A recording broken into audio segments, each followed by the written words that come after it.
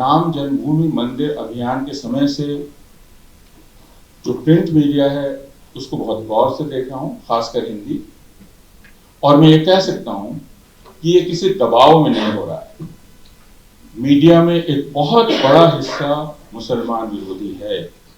तो संघर्ष किसके खिलाफ? हल्द्वानी के लोग अगर निकलें तो कौन उनके साथ खड़ा होगा? दिल्ली के मुसलमान अगर निकले तो उनके साथ कौन खड़ा होगा? और यह चुनौती राजनीतिक दलों की भी, हिंदुओं को यह समझाना कि उनको मुसलमान विरोधी होना हिंदू होने के लिए जरूरी नहीं है। उनके सारे पर्व त्योहार, उनके जितने मौके हैं, उन सारे मौकों पर अगर ऐसे गाने बजेंगे जो मुसलमान विरोधी गाने हैं, रामनवमी, दुर्गा पूजा, हर मौके पर डीजे से, तो आप बच्चों से ये उम्मीद नहीं कर सकते कि वो कॉन्स्टिट्यूशन की भाषा सुने। परसों हल्द्वानी में गोलीबारी हुई है, 6 लोग मारे गए और कहा जा रहा है कि शायद 5000 लोगों पर FIR हुई है। 5000 लोगों पर FIR हुई है और हम जान सकते हैं वो अननोन है, लेकिन वे मुसलमान हैं। मुख्यमंत्री ने कहा है कि डैमेज रिकवरी होगी सबसे, जो उत्तर प्रदेश में सबसे पहले किया गया था 2020 में। उस प्रश्न पर कोई राजनीतिक दल कुछ बोल नहीं पाया।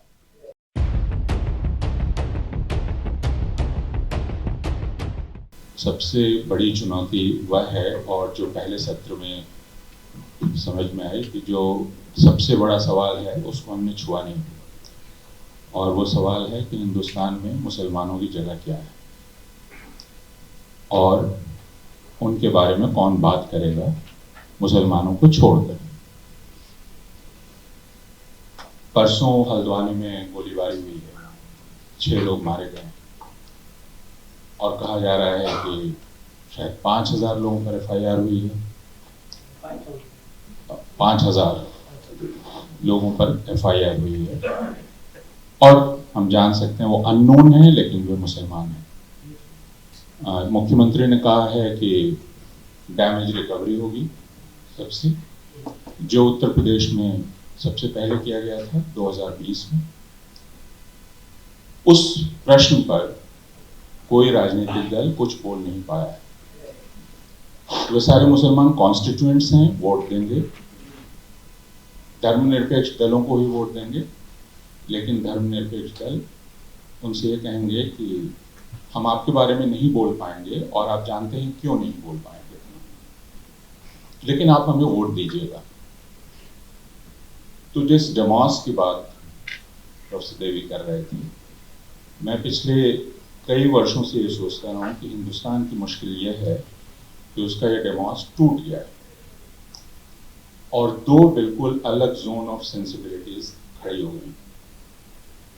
और ऐसा नहीं है जैसा हम अक्सर कहते हैं हिंदू मुसलमान, मसला हिंदू मुसलमान नहीं है, मसला एक Hindu zone of sensibility create करने का है या फैब्रिकेट करने का है, जो इसेंशियली एंटी मुस्लिम होगी।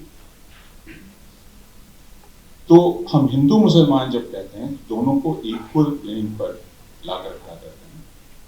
मुझे मुसलमानों में कहीं ये एंटागोनिज्म नहीं दिखता है, लेकिन जो हिंदू कॉमन सेंस पिछले 10 साल में खासकर तैयार किया गया है, वह हिंदू कॉमन सेंस इस कॉन्स्टिट्यूशनल भाषा को समझ ही नहीं पाएगा। अगर आप आज ध्यान रखें, आज संसद में राम मंदिर विचार का विषय है, राम मंदिर, तो ये पूरा कॉन्स्टिट्यूशनल सेंस धीरे धीरे इरेज कर दिया गया है। और दूसरे कि यह भय भी, जिसकी बात निधि कर रही थी, कि उनको ये सोचना चाहिए कि उनके साथ होगा, वे बिल्कुल निश्चिंत है कि उनके साथ ये नहीं होगा ज्यादातर लोग। इसलिए वह कहना कि कल वो उनके लिए आए थे और कल मेरे लिए आएंगे, ये कविता इररेलेवेंट है यहाँ की। तो जो मैं कॉलेजेस में, यूनिवर्सिटीज में, मोहल्लों में, घरों में देख रहा हूँ, उस बात पर हमें ध्यान देने की ज़रूरत है। और हुआ क्या है, क्यों प्रोफेसर रोमिला थापर या प्रोफेसर गणेश देवी या किसी की बात अब नहीं सुनी जाएगी, क्योंकि एमिनेंस को पूरी तरह से ख़त्म कर दिया गया। एमिनेंस एक एलीट चीज़ है, और किसी चीज़ में ना तो एमिनेंस ना प्रोफेशनलिज्म, दोनों का कोई मतलब नहीं है। इसलिए कोई भी खड़ा होकर ये कह सकता है कि प्रोफेसर रोमिला थापर, जो मेरी यूनिवर्सिटी में मेरे कुलीग, मेरे प्रोफेसर ने मेरे स्टूडेंट्स को कहा कि प्रोफेसर रोमिला थापर तो ओपिनियन गिवर है, she is not a historian, ये प्रोफेसर क्लास में कह सकता है। तो हमें इस पूरी प्रक्रिया पर ध्यान देने की जरूरत है कि हो क्या रहा है। और मेरी समझ ये है कि ये जो 2-3 चीजें हुई हैं, इन पर हमें काम करना पड़ेगा। यानी वापस इस डेमोस को एक बनाना, और हिंदुओं को ये समझाना कि उनको मुसलमान विरोधी होना हिंदू होने के लिए जरूरी नहीं है। उनके सारे पर्व त्योहार, उनके जितने मौके हैं, उन सारे मौक़ों पर अगर ऐसे गाने बजेंगे जो मुसलमान विरोधी गाने हैं, रामनवमी, दुर्गा पूजा, हर मौके पर डीजे से, तो आप बच्चों से ये उम्मीद नहीं कर सकते कि वो कॉन्स्टिट्यूशन की भाषा सुनेंगे। यह काम हमारे लिए एक बहुत बड़ा और बहुत चुनौती भरा काम है। बाकी बातें जो हम कर रहे हैं, यानी अदालतों की, उद्योगपतियों की, तो मैं तो जितने वकीलों से बात करता हूँ, मुझे याद है 3 साल पहले हम कपिल सिब्बल साहब के पास आए थे, और मुझे उनका एक वाक्य याद है कि अगर पुलिस ने आपको गिरफ्तार कर लिया तो आपको कहीं जमानत नहीं मिलेगी, और हम भी कुछ नहीं कर पाएंगे, लेकिन हम आपके साथ खड़े हैं। और ये वाक्य मेरे दिमाग में अब तक है, क्योंकि उमर खालिद या शजील इमाम या गुल्फ शाम या कोई और, उनके बाहर निकलने की कोई उम्मीद नहीं।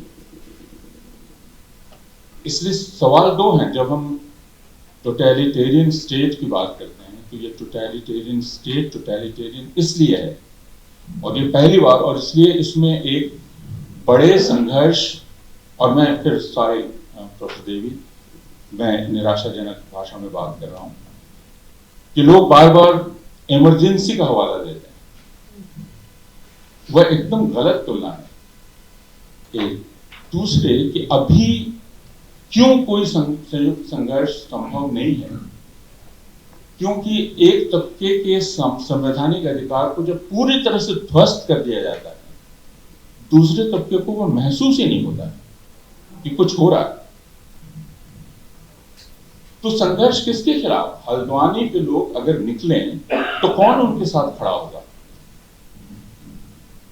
दिल्ली के मुसलमान अगर निकले तो उनके साथ कौन खड़ा होगा? और यह चुनौती राजनीतिक दलों की भी है, क्योंकि वे उनके कॉन्स्टिट्यूएंट्स हैं। वे अपने कॉन्स्टिट्यूएंट्स के बारे में नहीं बोलना चाहते जो उनको वोट दे रहा है। तो हम सब लोग यहाँ जो इकट्ठा हैं, मैं जानता हूं कि जिस तरह से भी हो, हमारी जिम्मेदारी तो पहले वापस उस सेंस ऑफ डेमोस को रिस्टोर करने की, और उसके बाद वो एक कॉमन लैंग्वेज इवॉल्व करने की है, जिसमें लोग अपने कॉन्स्टिट्यूशनल राइट को समझ सकें और एड्रेस कर सकें और बात कर सकें। मेरी कोई उम्मीद कॉर्पोरेट दुनिया से नहीं है, क्योंकि मेरी ये पक्की समझ है कि 2007 में हिंदुस्तान की कॉर्पोरेट दुनिया ने तय कर लिया कि नरेंद्र मोदी को प्रधानमंत्री बनाया जाएगा। आखिरकार रतन टाटा ने सबसे पहले कहा था कि वो पोटेंशियल प्राइम मिनिस्टर हैं। यह एक सोचा समझा फैसला था कि नरेंद्र मोदी को प्रधानमंत्री बनाना है। तो हम कॉर्पोरेट वर्ल्ड से बात करें, उनको डांटें, उनकी आलोचना करें, और मीडिया के बारे में मेरी ये समझ है कि मीडिया और ज़रूर रेवेन्यू मॉडल बाकी तमाम चीज़ें हम कर सकते हैं, लेकिन मैं राम जन्मभूमि मंदिर अभियान के समय से जो प्रिंट मीडिया है उसको बहुत गौर से देखा हूँ, खासकर हिंदी, और मैं ये कह सकता हूँ कि ये किसी दबाव में नहीं हो रहा है।